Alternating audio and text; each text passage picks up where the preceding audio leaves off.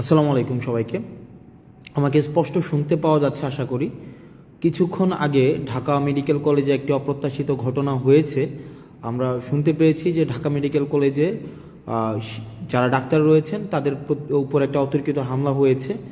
আমরা যখনই বিশ্ববিদ্যালয়ের শিক্ষার্থীরা এই খবরটি আমাদের কাছে এসেছে যে বিশ্ববিদ্যালয়ের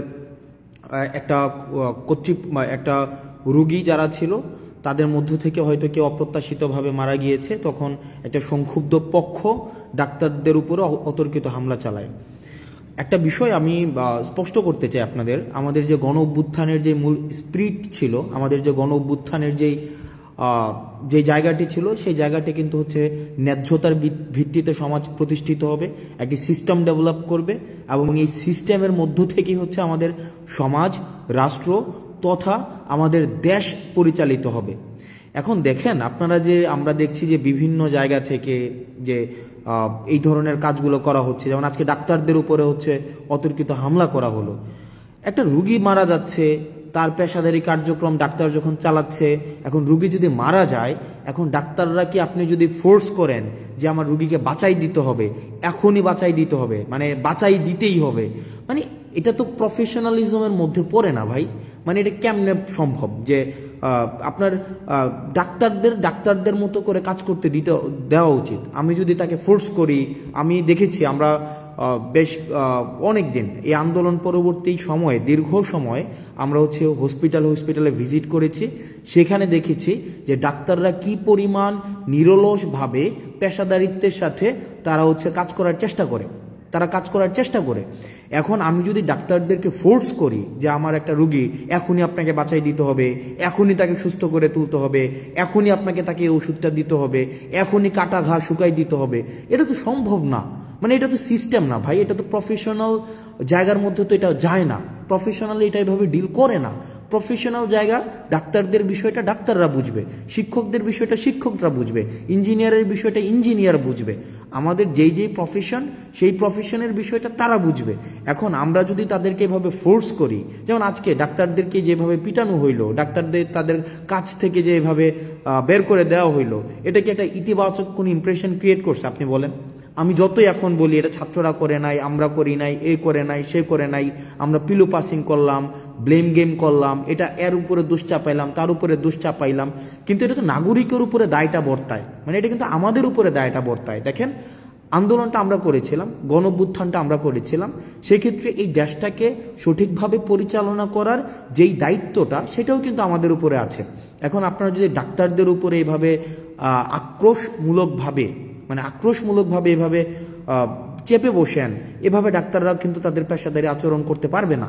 মানে নেভার, কোনোভাবেই সম্ভব না ডাক্তাররা তাদের পেশাদারি আচরণ করতে পারবে। সেই জায়গা থেকে আমি যারা ডাক্তার রয়েছে তাদের কাছে, ঢাকা মেডিকেল সহ অন্যান্য মেডিকেলের যারা ডাক্তার আছে, আমি ব্যক্তিগতভাবে আমি খুবই লজ্জিত, এবং আমি আপনাদের উপরে আজকে যেই হামলাটা হয়েছে সেটার, আমি যারা আইনশৃঙ্খলা রক্ষাকারী বাহিনী রয়েছে, আমি তাদের প্রতি অনুরোধ জানাবো তারা যেন যথাযথ ব্যবস্থা নেয়, এবং আমরা আমাদের জায়গা থেকে সেটি নিয়ে কথা বলবো। আমরা নিশ্চিত করতে চাই যে ডাক্তাররা তাদের পেশাদারি জায়গায় তারা নিজেদের মতো করে তাদের যে প্রফেশনালিজম, সেই প্রফেশনালিজমটা প্র্যাকটিস করতে পারবে। আমি হঠাৎ করে এসে আমি ডাক্তারকে সাজেস্ট কেন করব? ফর এক্সাম্পল, আমি পেশেন্ট, আমার ভাই পেশেন্ট, আমার বন্ধু পেশেন্ট, আমি তো তাকে সাজেস্ট করার প্রয়োজন নাই। তাকে তার মতো করে কাজটা করতে দেই। তাকে তার মতো করে কাজটা যদি আমি না করতে দেই, সেটা কিন্তু একটা প্রবলেমেটিক একটা সিচুয়েশন ক্রিয়েট করে ডাক্তারদের জন্য। এটা খুবই প্রবলেম। আমি যদি ডাক্তারকে প্রতিপক্ষ বানাই, শিক্ষককে প্রতিপক্ষ বানাই, ইঞ্জিনিয়ারকে প্রতিপক্ষ বানাই, আমি যদি এভাবে প্রতিপক্ষ শুধু বানাতেই থাকি, দিন শেষে আমি আসলে দেশটা কাদেরকে নিয়ে পরিচালনা করব? আমাদের জন্য দেখেন, এই ব্লেমগুলো কিন্তু আমাদের উপরে আসবে। এখন তৃতীয় পক্ষ, চতুর্থ পক্ষ, পঞ্চম পক্ষ, এই যে পক্ষ আমরা দোষ দিতে পারবো, এই পক্ষের উপরে দোষ দিতে পারবো, ওই পক্ষের উপরে দোষ দিতে পারবো, আমরা এভাবে করতে পারবো। আমরা এইভাবে করতে পারবো, কিন্তু আলটিমেটলি কিন্তু এটা সলিউশনে যাবে না।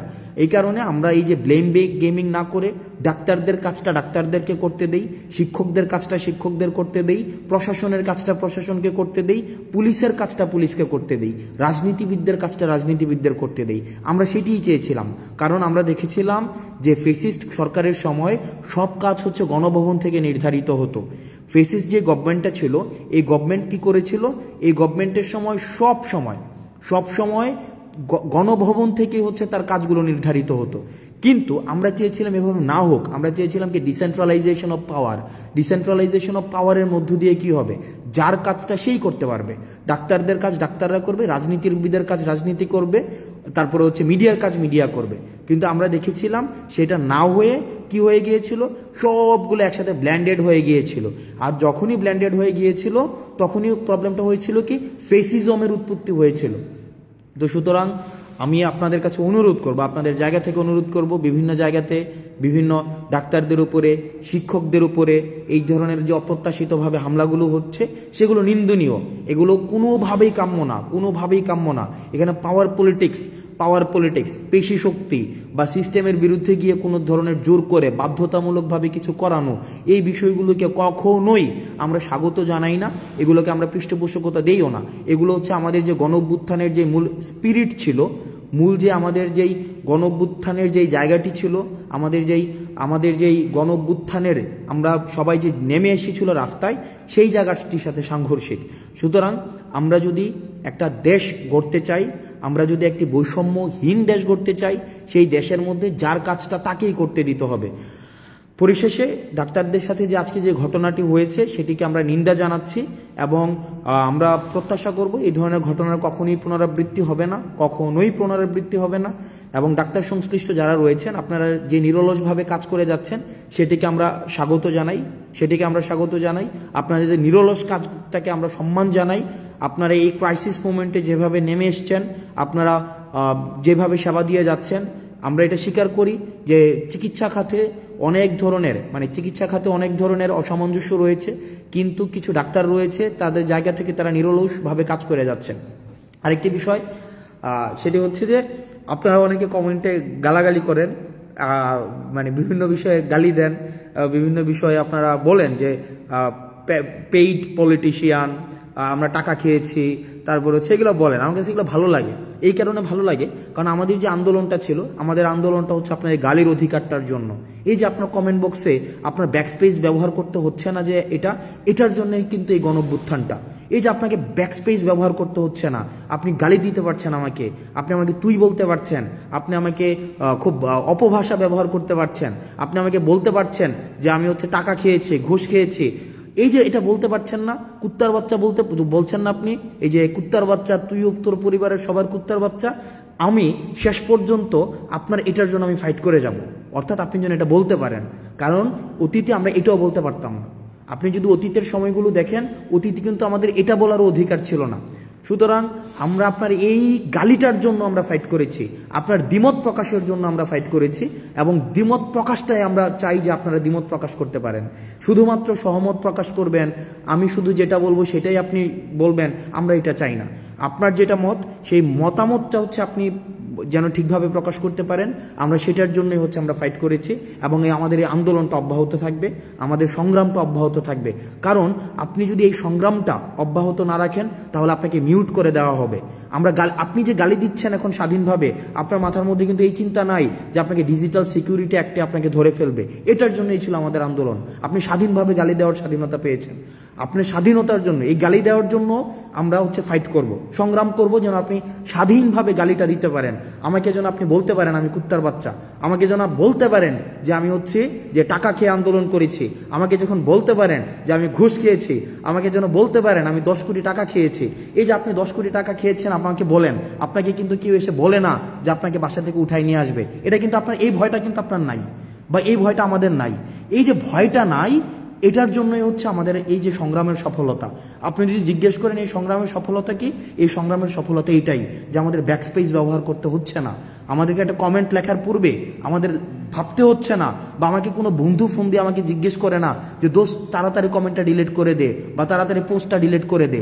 এইটার জন্যই হচ্ছে আমাদের আন্দোলন। এবং আমি মনে করি এই জায়গায় হচ্ছে আমাদের সফলতা, যে আপনি অন্তত স্বাধীনভাবে গালি দিতে পারছেন, সবাইকে স্বাধীনভাবে গালি দিতে পারছেন। কিন্তু আমরা একটা জায়গায় স্পষ্ট করতে চাই, স্বৈরাচার ফেসিস্ট হাসিনা আমাদেরকে বিভিন্নভাবে দমন করার চেষ্টা করেছে, আমাদেরকে বিভিন্নভাবে আমাদেরকে ব্লেম দিয়েছে, ট্যাগ দিয়েছে, আমাদের অর্থ লোপাটের আমাদের অভিযোগ এনেছে, কিন্তু কিচ্ছু করতে পারেনি। কারণ আমাদের নৈতিক যেই শক্তিটা, মানে নৈতিক যে শক্তিটা, এই নৈতিক শক্তি হচ্ছে আমাদের সততা। আমরা সৎ ছিলাম আমাদের জায়গা থেকে। কোনো ধরনের আজকে পর্যন্ত, এখন পর্যন্ত আমি যখন আপনার সাথে কথা বলছি, এখন পর্যন্ত আমাদের কোনো ধরনের যেই আপনার লিগ্যাল কোনো এলিগেশনস আজকে পর্যন্ত প্রমাণ করতে পারিনি। তো সুতরাং আমরা আমাদের যতক্ষণ পর্যন্ত আমাদের নৈতিকতার জায়গাটা স্পষ্ট থাকবে, স্বচ্ছ থাকবে, ততদিন পর্যন্ত এই সংগ্রামটা চলবে। আপনাদের অনেকে বলেছেন যে 10 কোটি টাকা আমরা খেয়েছি, 10 কোটি, 20 কোটি, 30 কোটি লাক্সারিয়াস গাড়িতে চলাফেরা করি।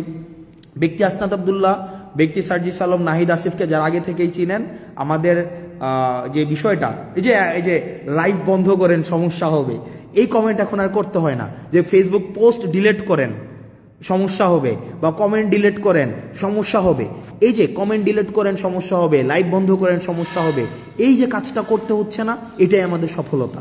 এই যে আজকে মানে আমি বিশ্বাস করেন, আপনারা যখন কমেন্টে গালি দেন, আমি মনে করি যে না, ফাইন, এটার জন্য আমরা ফাইটটা করেছি, যে আমরা অ্যাটলিস্ট স্বাধীনভাবে আমরা গালি দিতে পারি, অ্যাটলিস্ট স্বাধীনভাবে আমার মত প্রকাশ করতে পারি। কেউ এসে আমাকে ফোন করে বলছে না যে কমেন্টটা ডিলিট করে দাও যে তোমার সমস্যা হবে, বা পোস্টটা ডিলিট করে দাও তোমার সমস্যা হবে, বা লাইভটা বন্ধ করে দাও তোমার সমস্যা হবে, বা লেখাটাকে মুছে ফেলো তোমার সমস্যা হবে।